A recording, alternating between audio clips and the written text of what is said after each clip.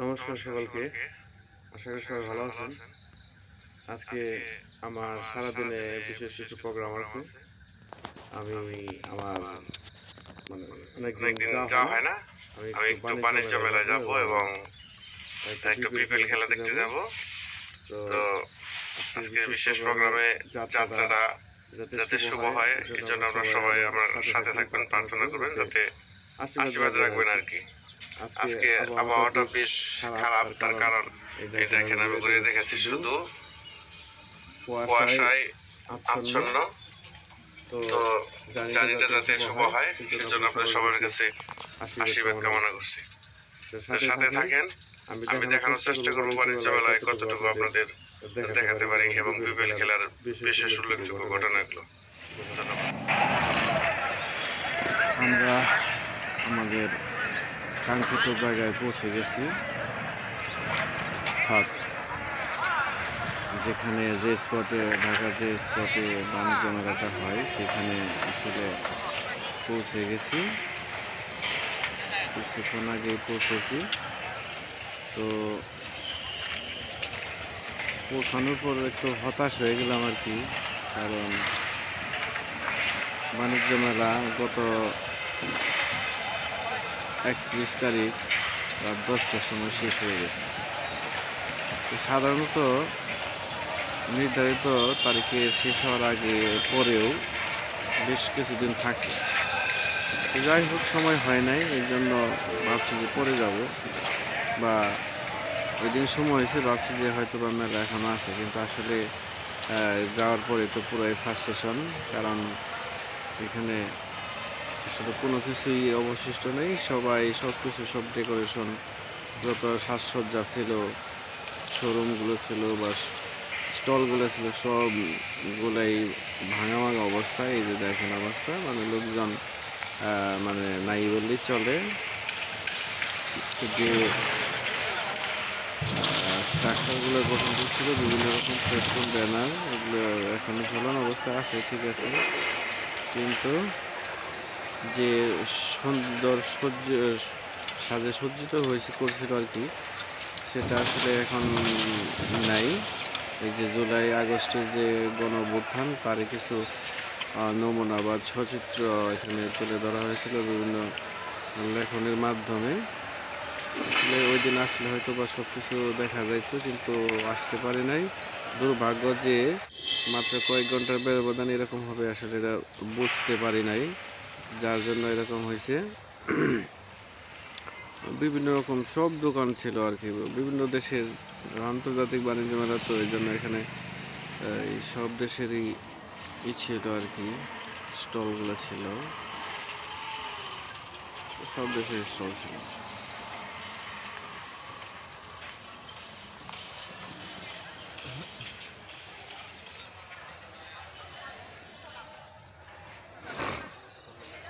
এখানে ইন্ডিয়ান ছিল, তুর্কিশ ছিল, এখানে কার্পেটের দোকানগুলো ছিল আর কি। এখানে দেখা যাচ্ছে যে এখানে একবারে মানে খুবই হতাশার জায়গা, আসলে যে অনেক সুন্দর সুন্দর জিনিস ছিল। আমি আশা করছিলাম যে আপনার এই ব্লগের মধ্যে আপনাদের সবাইকে দেখাবো, কিন্তু আসলে দেখার সৌভাগ্য নিজের জন্য হয় নাই, আপনাদের দেখাতে পারলাম না। তবে আমি শুধু স্টলগুলো অবকাঠামোগুলো আপনাদের বোঝানোর চেষ্টা করছি যে কত সুবিশাল পরিসরে এই বাণিজ্য মেলাটা হয়।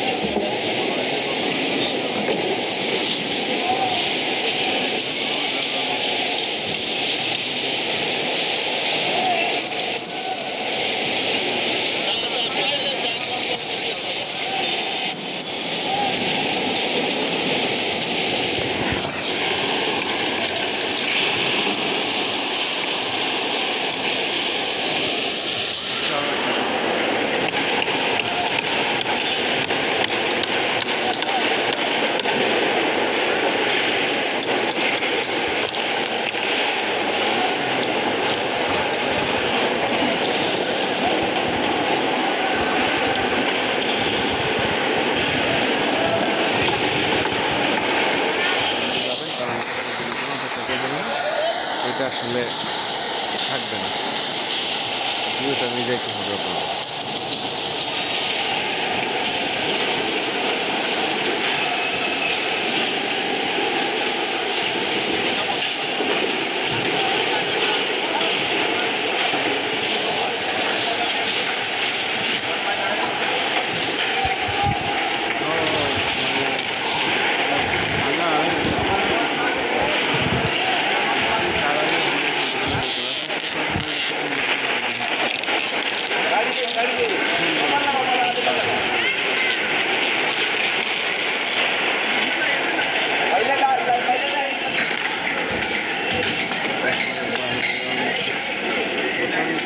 বিশাল এরিয়া তো এখানে বিভিন্ন দেশের বিভিন্ন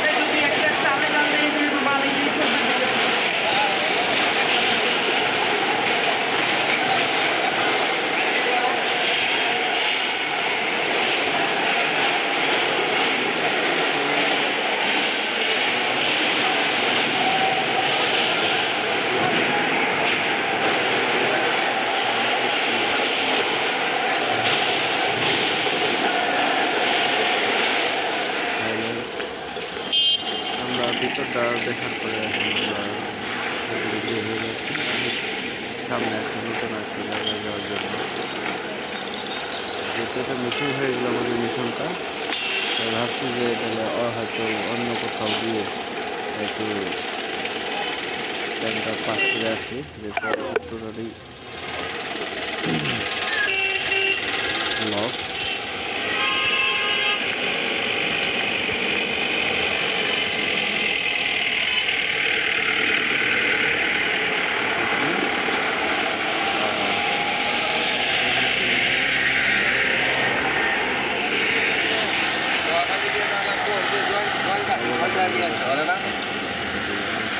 বড় আর কি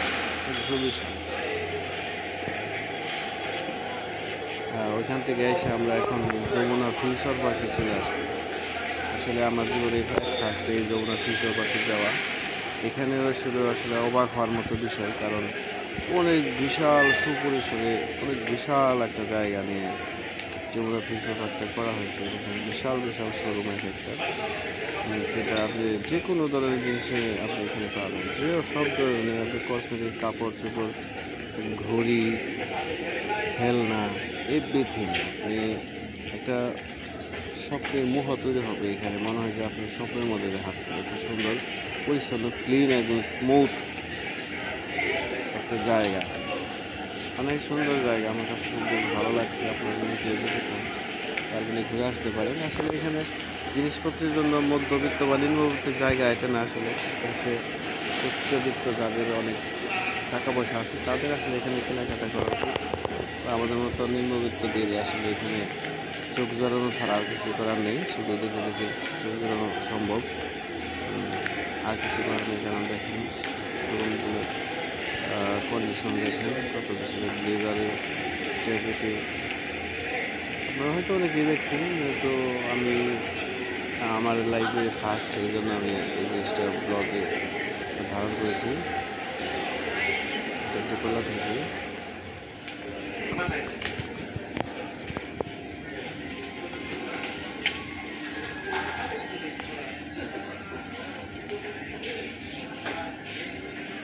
কি পণ্য না আছে আসলে। এটা প্রবলেম হচ্ছে বেশিক্ষণ ভিডিও ক্যামেরা এক জায়গায় স্টে করানো যাচ্ছে না, তার কারণ হচ্ছে এই এখানে ভিডিও করাটা নিষেধাজ্ঞা আছে। আমি জাস্ট চলমান অবস্থায় এই কাজগুলো করছি, এই জন্য আসলে একটু দ্রুতই হয়ে যাচ্ছে। যেগুলো সব ক্যামেরার দোকান আসলে বাংলাদেশে আমার জানার মতো সবচেয়ে বড়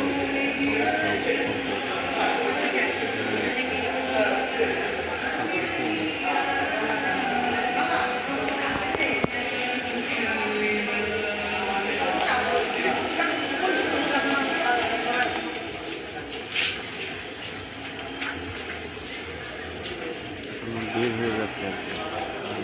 তারপরে সময় হয়ে গেছে, আমরা বের হয়ে যাব। আমি বের হয়ে গেছিলাম একটা কারণে, হয়তো আবার ঘুরছি আর কি, বের হয়ে গেছি।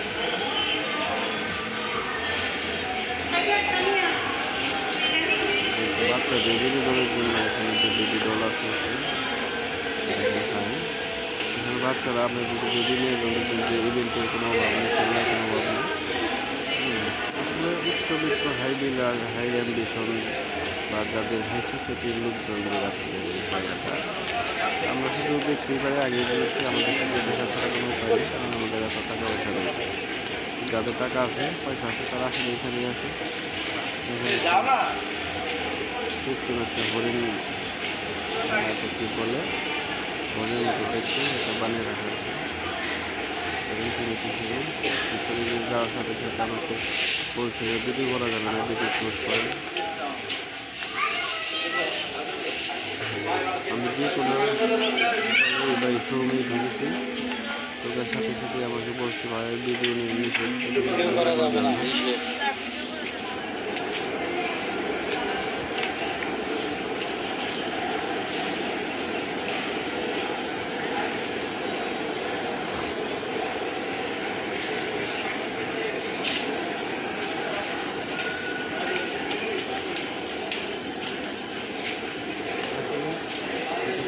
ধাঁধার মতো আপনি কোন দিকে যাচ্ছেন, কোন শোরুমে যাচ্ছেন বা কী খুঁজতেছেন, বা এক জায়গায় আপনি স্থির থাকলে বা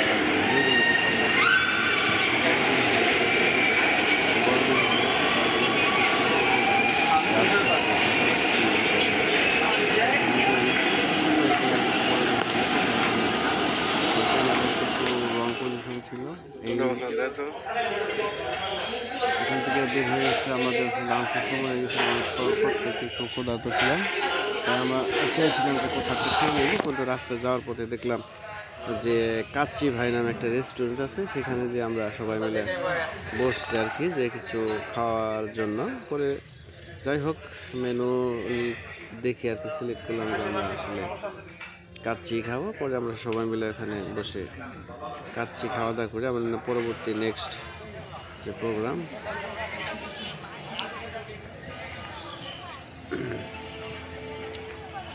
অর্থাৎ আমরা আসলে শেরেবাংলা নগর জাতীয় ক্রিকেট স্টেডিয়ামে খেলার জন্য আমরা সবাই ওই স্টেডিয়ামে পৌঁছে গেছি। স্টেডিয়ামের ভিতরে এখন আগে কনফার্ম ছিল অনলাইনে।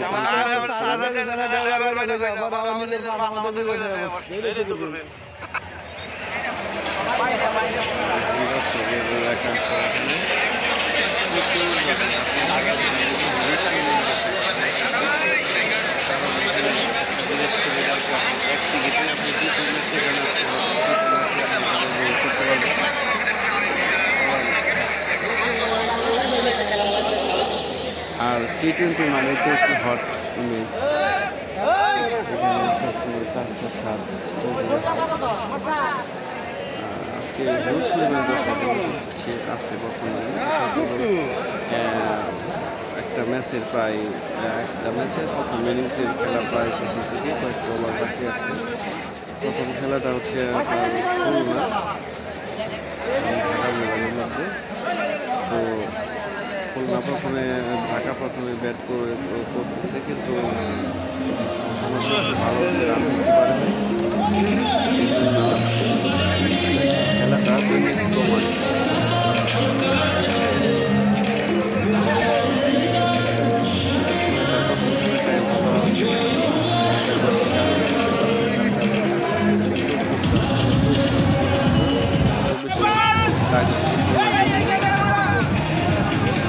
এখানে ওই প্রথম নজর না দিয়ে নিজেদের ছবি তোলা, ভিডিও করা বা ছবি তোলা ব্যস্ত ছিলাম।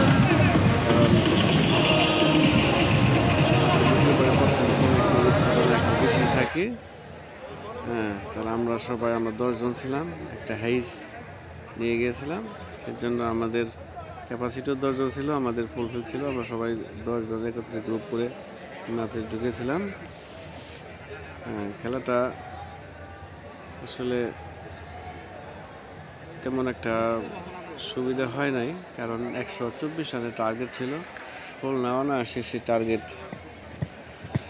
ফিল আপ করে ফেলে, যার জন্য ওই প্রথম খেলাটা তো অসুবিধা লাগে নাই। মুস্তাফিজুর বল করতেছে, মুস্তাফিজুর প্রথম একমাত্র বোলার, সফল বোলার, যে কিনা 3টা উইকেট নিয়েছিল, 3টা উইকেটে বল করছিল এবং 3টা উইকেট নিয়েছিল।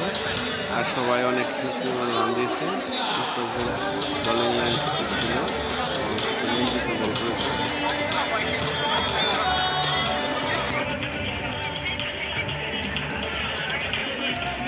আসলে মাঠে ক্রিকেট খেলার আনন্দ বা মজাটাই আসলে একটু ভিন্ন রকম। টিভিতে আপনি খেলা দেখতে গেলে শুধু খেলাটা দেখতে পাবেন, কিন্তু মাঠে আপনি দর্শক, খেলা, আনন্দ, উল্লাস, উদ্দীপনা, মানুষের বৈচিত্র্যময় অভিব্যক্তি, সব কিছু আপনি এখানে লক্ষ্য করতে পারবেন। এখানে যে সাধুবাদ জানাচ্ছে, যখনই কোনো প্লেয়ার কাছাকাছি থাকে তখন দেখা যায় যে সবাইকে তাকে তার নাম ধরে ডাকতে থাকে এবং তারা সাড়া দিলে দর্শকের মধ্যে একটা একটা উচ্ছ্বাসের জোয়ার চলে আসে এবং সবাই করতালের মধ্যে বিভিন্ন বাহবা দিয়ে বা বিভিন্ন রকম অঙ্গভঙ্গি বা প্লেকার ফেস্টুন দিয়ে তাদেরকে অভিনন্দন জানায়।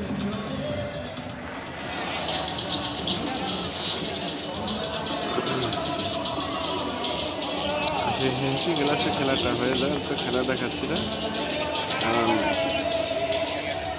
খেলা দেখার জন্য আসলে টিভি, এটা এখানে জাস্ট আমি বোঝাতে চাচ্ছি যে আমি স্টেডিয়ামে আছি এবং খেলা দেখছি, এটাই ঠিক।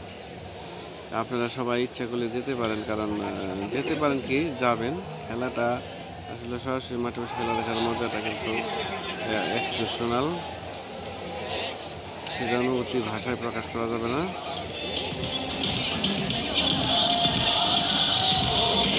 মাঠের ভিতরে ড্রোন উঠছে, এখানে কিন্তু ড্রোন ক্যামেরা সারা মাঠটাই কিন্তু কভার করতেছে। দেখেন আমি ক্যামেরার মাধ্যমে দেখানোর চেষ্টা করছি, টোটাল মাঠটাকে কভারেজ করছে।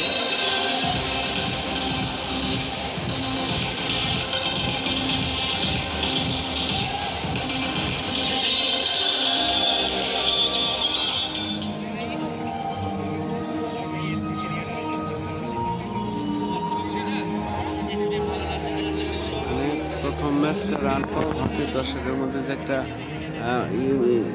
উচ্ছ্বাস, উদ্দীপনা, যে একটা ভাব ছিল, সেটা আসলে কম, কারণ 4 ছক্কার ফুল চুরি না হলে আসলে মাঠটা আসলে গরম হয় না, মাঠে উত্তেজনা থাকে না, তেমন 4 ছক্কা নেই। তারপরে এই যে একজন ব্যক্তি পাখির অবয়বে, পাখির মতো পোশাক পরে সবাই দর্শককে আনন্দ দিচ্ছে, অত সবগুলোই দর্শকের জন্য, যাতে যা কিছু হচ্ছে। তো এইখানে একটা জিনিস আমার কাছে খুব ভালো লেগেছে, যেটা আপনাদের বলি, আমি এটা কখনো কল্পনা করি নাই, বিশেষ করে বাংলাদেশের প্রেক্ষাপটে এটা সম্ভব। বাইরে গ্যালারির পিছনে দেখলাম ওই 15 টাকা 20 টাকা যে আমরা কি বলে নুডলস আছে, সেগুলো 100 টাকা প্যাকেট, অর্থাৎ যাই কিছু খাবার পাওয়া যায় সেগুলো দাম কয়েক গুণ বেশি, দ্বিগুণ বা ডাবল বা 3 গুণ বললে ভুল হবে, কয়েক গুণ বেশি। একমাত্র একটা জিনিস দেখলাম যে পানি জিনিসটা প্রত্যেকটা একটা করে কাপ, এবং এই জিনিসটা খুব ফ্রি সার্ভিস দিচ্ছে। এটা আমি প্রত্যাশাই করতে পারি নাই, কারণ বাংলাদেশের প্রেক্ষাপটে এটা আসলে কখনো সম্ভব যে প্রায় 20-30 হাজার দর্শকের জন্য পানির ফ্রি ব্যবস্থা রাখা আছে, এবং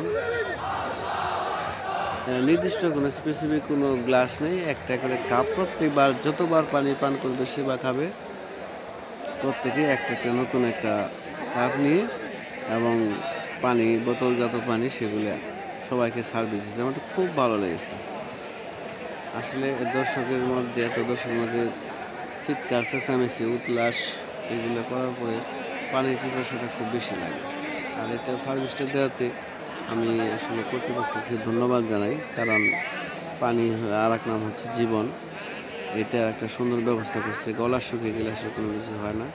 এখন মধ্যবিরতি চলতেছে, মধ্যে বলতে এক ম্যাচ শেষ হয়ে গেছে, ঢাকা বনাম খুলনার ম্যাচটা শেষ। আমরা পরবর্তী ম্যাচের জন্য অপেক্ষা করতেছি।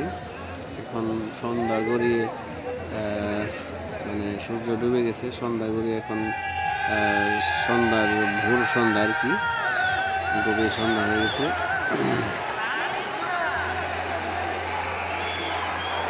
দেখেন দর্শক,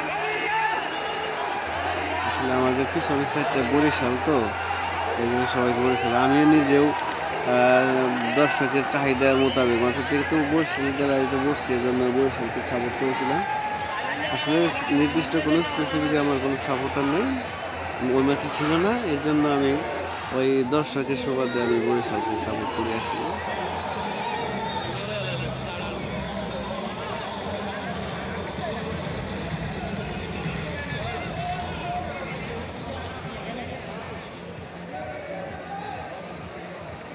ড্রোন আবারও আছে, ওটা সারা মাঠে একটু পর পরে কিন্তু ড্রোন দিয়ে ভিডিও করছে, খেলার বিভিন্ন অংশ দেখাচ্ছে, দর্শক দেখাচ্ছে। আমি মাঝে মাঝে দর্শকের অভিব্যক্তি বোঝানোর চেষ্টা করছি আপনাদের।